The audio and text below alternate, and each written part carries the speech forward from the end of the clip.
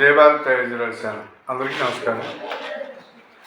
నా తోటి హిందూ సమాజానికి నేను కొన్ని విషయాలు మీతో పంచుకోవాలని వీడియో రూపంలో మీ ముందుకు వచ్చాను. మిత్రులారా, ఈనాడు ఈ దేశంలో హిందూ సమాజము రెండు మతాల మధ్య నలిగిపోతున్నది. కారణం ఏమిటంటే, ఈ నలిగిపోవటానికి గల కారణం మన పైన మనకి నమ్మకం లేకపోవటం, మన విలువలకి మనం దూరంగా బతకటం, మన యొక్క సంస్కృతికి మనం గౌరవించకపోవటం, మనల్ని మనం కాపాడుకునే ఆలోచన లేకపోవటం.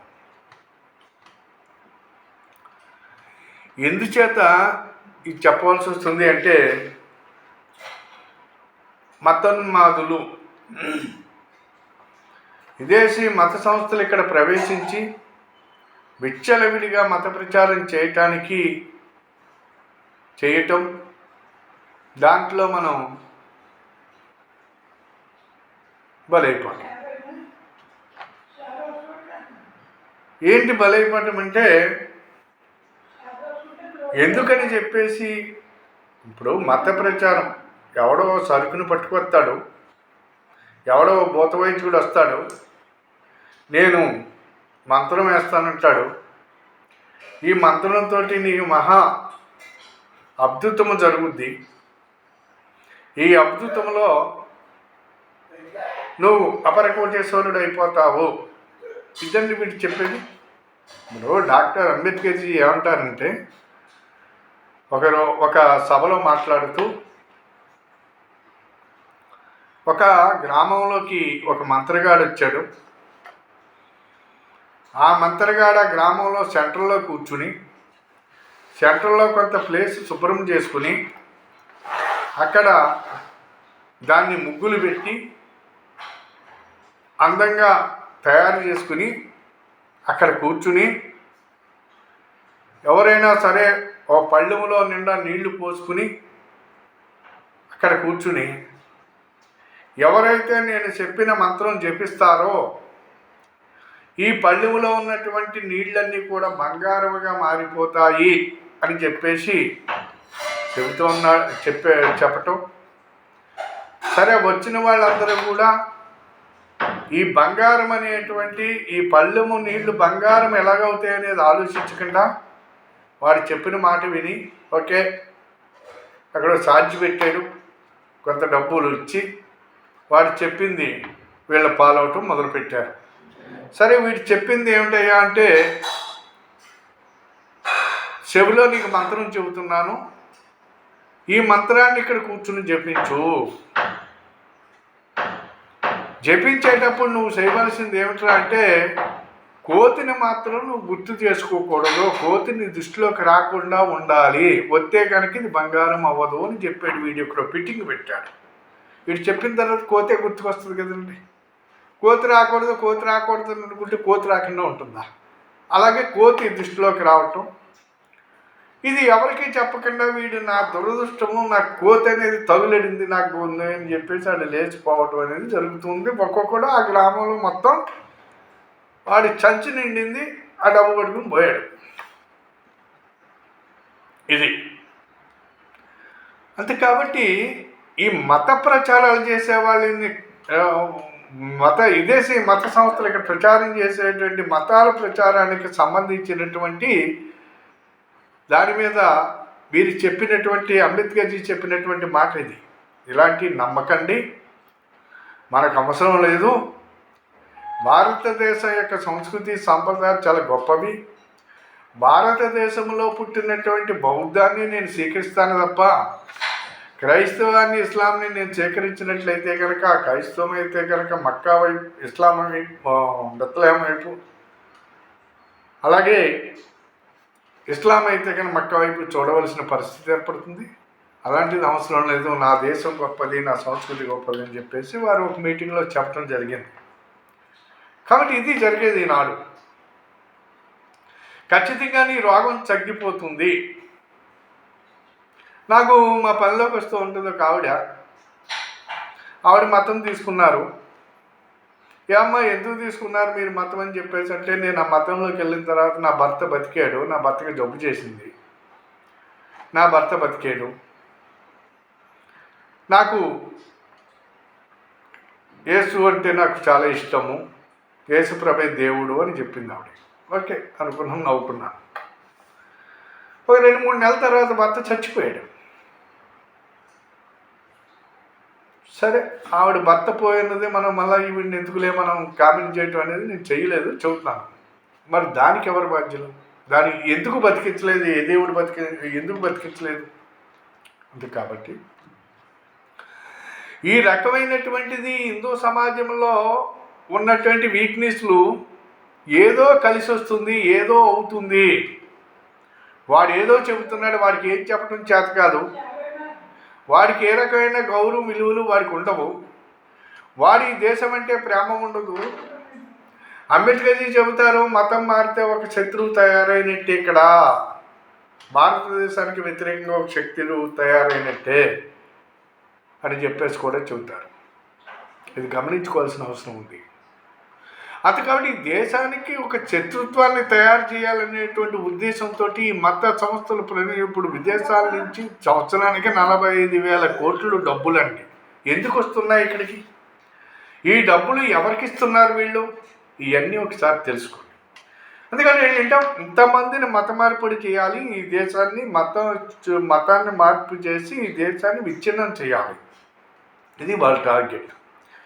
అది కాబట్టి హిందూ సమాజంలో ఉన్నటువంటి వీక్నెస్ ఏంటంటే, నీకు జబ్బులు తగ్గిపోతాయి, లేకపోతే నీకు పిల్లలు పుడతారు, లేకపోతే నువ్వు కోటీశ్వరుడు అవుతావు, లేకపోతే ఇదవుతావు అదవుతావు అని వీళ్ళు చెప్పేటువంటి మాటలు ఏవైతే ఉన్నాయో అవి ఇంటములో ఎవరిది తప్పు? వచ్చినాడుదా? ఆడే ప్రచారమైనా చేసుకోవచ్చండి. ఆడు ముగ్గేసుకుని ముగ్గులో కూర్చోవచ్చు, నేను మామూలుగా బంగారం అవుతుందని చెప్పినట్టు చెప్పొచ్చండి. నీకు బుద్ధి ఉండాలి కదా, అది ఎలాగవుతుంది బంగారం అనేది? ఎందుకు అవుతుంది బంగారం? భగవంతుడు నీకు ఒక రాత రాస్తాడు. నువ్వు ఈ సమాజంలో ఏ రకమైనటువంటి ఉండాలో భగవంతుడు నిర్ణయించని నీ భూమి మీదకి పంపుతాడు. నీ ఆశలకి పోకుండా నువ్వు కష్టాన్ని నమ్ముకుని బతికితేనే నువ్వు గొప్పవాడు అవుతావు. నిన్ను నువ్వు నమ్ముకుని బతికితేనే గొప్పవాడు అవుతావు. భగవంతుడు ఎవ్వరూ కూడా మీకు ఏది తెచ్చిపెట్టడు. ఖచ్చితంగా నువ్వు ఇంట్లో కూర్చొని తపస్సు చేస్తే నీకు ఏది పట్టుకొచ్చి ఇవ్వడం. అలాగైతే అనేక మంది యోగులు, అనేక మంది రూట్స్లు ఇవన్నీ కూడా మామూలుగా అన్నీ తెచ్చిచ్చేసేవాళ్ళు. అది జరిగే పని కాదు. అది కాబట్టి ఏంటంటే మానవ జీవితం అనేది ఖచ్చితంగా నిన్ను నువ్వు నమ్ముకో, నీ ధర్మాన్ని నువ్వు నమ్ముకో, నీ శక్తిని నువ్వు నమ్ముకో, అంతే తప్పించి పక్కవాడి మీద ఆధారపడవద్దు. పక్కవాడు చెప్పే సొల్లు ఎందుకు చెబుతాడు? వాడు బాగు కోసం వాడు చెబుతాడు. అది కాబట్టి ఈ రకంగా కుటుంబాలు నాశనం అయిపోతున్నాయి, మన యొక్క దేశం నాశనం అయిపోతుంది, మన సంస్కృతి నాశనం అయిపోతుంది. ఇప్పుడు మనకున్నటువంటి రామాయణం, మహాభారతం, అనేక రకాలైనటువంటి గ్రంథాలు ఉన్నాయి. ఇవన్నీ కూడా ఉపనిషత్తులు అనేకమైనటువంటి. రాముడి కన్నా గొప్ప వ్యక్తి ఎవరున్నారు? రాముడి కన్నా విలువలతో కూడుకున్నటువంటి దేవుడు ఎవరున్నారు? ఈ రాముడు యొక్క రామాయణాన్ని ఆదర్శంగా తీసుకుని ఇప్పుడు రామాయణంలో ఉన్నటువంటి గొప్పతనం, ఇప్పుడు అదే కదా, ఒక తండ్రిని కొడుకు ఏ రకంగా గౌరవించాలి, ఒక భార్యని ఏ రకంగా ప్రేమించాలి, అన్నదమ్ములు ఏ రకంగా ఉండాలి, యావత్ కుటుంబ వ్యవస్థ ఏ రకంగా ఉండాలి, సమాజాన్ని రక్షించటం కోసం ఏ రకమైన త్యాగాలు చేయాలి, ఒకటి కాదు కదా, ఎన్నో ఉన్నాయి. ఇదే కదా, ఇలాంటి విలువలు ఉన్నటువంటి మన సంస్కృతిని వదిలిపెట్టి వెళ్ళిపోయి ఎవడో పనికి మాలోడు, పని పాఠాలు లేని సన్నాసి, పని పాఠాలు లేని ఒక పారంబోగ్గాడు వచ్చి నీకు ఏయో చెప్పటం నువ్వు వింటాం, మతాలు మారటం, తర్వాత ఇబ్బందులు అనుభవించటం, ఇదే కదా జరుగుతున్నది. ప్రచారం ఎవడైనా ఏదైనా చేసుకోవచ్చు. నీలో ఉన్నటువంటి నీకు నీ మీద నమ్మకం లేకపోవటం మీ రకంగా బలైపోతున్నావు. ఇటువంటి వాటి మీద ఖచ్చితంగా ఇప్పటికైనా తెలుసుకోండి. దయచేసి మత మార్పుడికి గురి కాకండి. సంసారాలు కూలిపోతున్నాయి, అనేక రకాల ఇబ్బందులు పాలవుతున్నారు. అనేక రకాలుగా అవతలవాడు సంచి తగిలించుకొస్తే ఆ సంచి నింపి నువ్వు ఆయన్ని బాగు చేస్తున్నావే తప్ప నిన్ను నాశనం చేసుకుంటున్నావు అనే సంగతి నువ్వు మర్చిపోతున్నావు. కాబట్టి ఈ దేశం బాగుండాలి అంటే హిందువుగా జీవించు. నువ్వు బాగుండాలంటే హిందువుగా జీవించు. హిందూ ధర్మ సనాతన ధర్మం, మన మతం కాదు. మన ధర్మాన్ని రక్షించుకోవటం గురించి ఆలోచించు. ఖచ్చితంగా ఈ యొక్క పెంటల మీద తిరిగేటువంటి పందులు ఏరియాలకి ఎక్కడికైనా వచ్చినా, మనం ఉన్న ఏరియాలకి ఎక్కడికి వచ్చినప్పటికైనా సరే పందుల్ని తవిరి కొట్టండి అని చెప్పేసి సందర్భంగా నేను మరీ మిమ్మల్ని అందరినీ కూడా కోరుతున్నాను. ఆలోచించుకోండి ఒక్కసారి. దయచేసి హిందూ ప్రపంచంలో ఎక్కడా లేదు. హిందూ ధర్మం మించినటువంటి ధర్మం కానీ, హిందూ సంస్కృతిని మించిన సంస్కృతి కానీ, హిందూ ధర్మంలో ఉన్నటువంటి వ్యవస్థ కానీ, కుటుంబ వ్యవస్థ కానీ, ఉన్నటువంటి విలువలు కానీ ఎక్కడా లేవు. ప్రపంచాన్ని ఒకసారి చూడండి, ఏ రకంగా కొట్టుకు చేస్తారో, ఏ రకంగా ఉంటున్నారో. అంతే. కాబట్టి దేవుడు నడియాడినటువంటి భూమి భారత భూమి. ఈ ప్రపంచంలో ఎక్కడ దేవుళ్ళు పుట్టలేదు, భారతదేశంలోనే పుట్టారు. రాముడు పుట్టినా, కృష్ణుడు పుట్టినా, వీరబ్రహ్మం పుట్టినా, బుద్ధుడు పుట్టినా, ఎవరు పుట్టినా ఇక్కడే పుట్టారు. అంతే. కాబట్టి మహనీయులు, మహాత్ములు అనేక మంది తిరిగాడినటువంటి పుణ్యభూమిది. ఈ పుణ్య భూమిలో మనం పుట్టడం మనం అదృష్టంగా భావించి ధర్మాన్ని విడిచిపెట్టకండి. అది ధర్మాన్ని నువ్వు రక్షించు, నిన్ను నువ్వు రక్షించుకో, ధర్మం నిన్ను కాపాడుతుంది అని చెప్పేసి ఈ సందర్భంగా మొత్తం యావత్తు హిందూ సమాజానికి దయచేసి మరీ విన్నవించుకుంటూ మీ అందరూ ఆ రకమైనటువంటి ఆలోచనలు ఇప్పటికైనా మారతారని పరిస్థితులు చేయి దాటిపోతున్నాయి. దేశాన్ని అస్థిరపరచాలని చూసే ఈ మత శక్తుల్ని ఇప్పటికైనా ఎక్కడికక్కడ ఇప్పటి వరకు మత మార్పుల్లోకి గురైనటువంటి వాళ్ళు తిరిగి ఈ హిందూ ధర్మంలోకి వచ్చేయండి. దయచేసి దేశాన్ని కాపాడుకోండి అని చెప్పేసి కోరుతూ సెలవు తీసుకున్నాను. ఈ వీడియో 10 మందికి షేర్ చేయండి, సబ్స్క్రైబ్ అని కోరుతూ సెలవు తీసుకున్నాను. జై భారత్, జై హింద్.